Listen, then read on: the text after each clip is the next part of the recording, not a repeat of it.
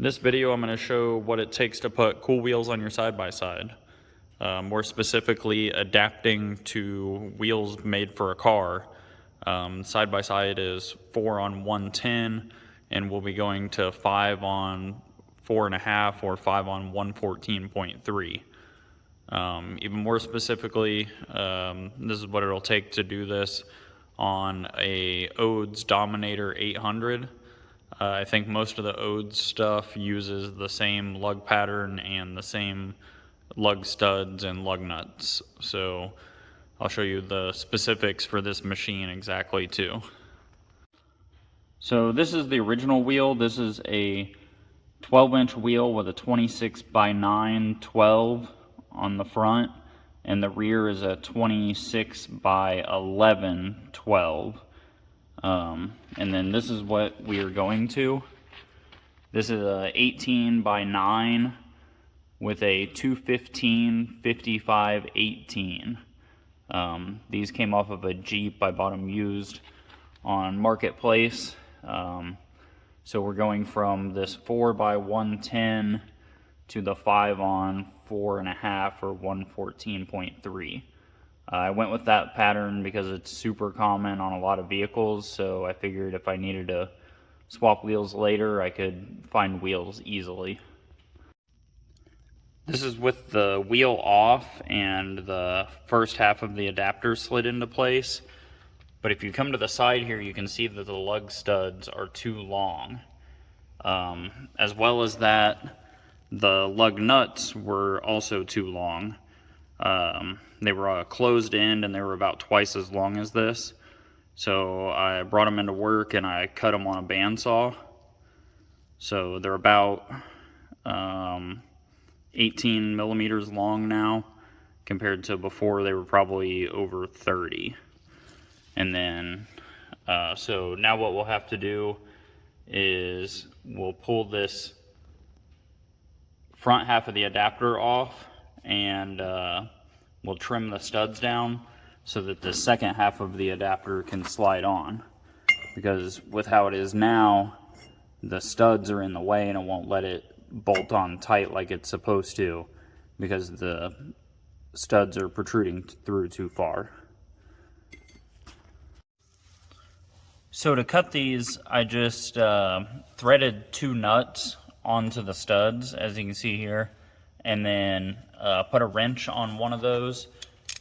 Leave just a little bit hanging out so you can trim off enough for the second part of the adapter to fit, and then just put a socket on one and a wrench on the other and lock those 2 nuts together.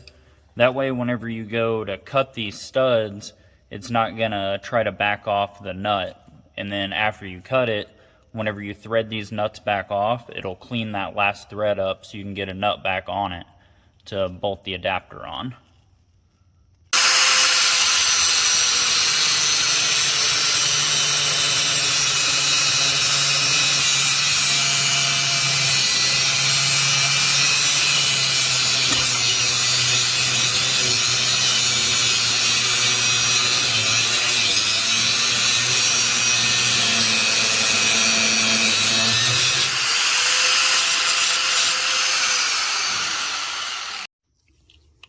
Okay, so now that that's done, you can go ahead and put your first half of your adapter on, and then go ahead and get the lug nuts started on it.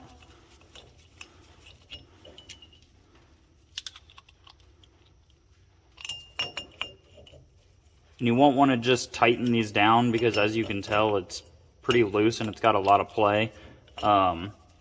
These Odes Dominators, they take a very weird lug nut size. That's why I cut these rather than just buying new ones that were the right length and open-ended, was because these take an M10 by 1.5, and most things take an M10 by 125 on like ATVs and UTVs, or a lot of stuff will have like an M12 by whatever.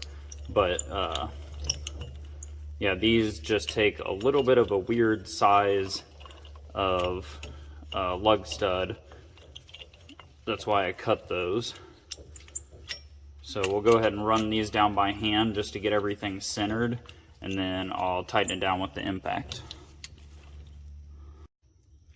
Okay, so those are ran on finger tight. Now what I'll do is just torque them down with the impact, and then I'll torque them down with the actual torque wrench.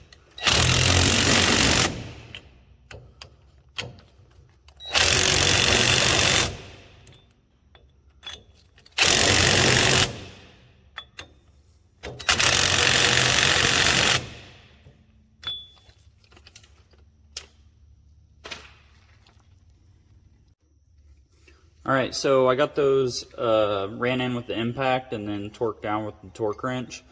So now you've got these little Allen head bolts that are made to fit into the spacer that bolt the two together. You'll have to check how it's aligned because two of these are real close to each other, so it'll only go on one way. So just run those in. I do the same thing with them, crisscross pattern, and run them in finger tight and then torque them down with the torque wrench. So now that those are all torqued down, you're ready to throw your new wheel on.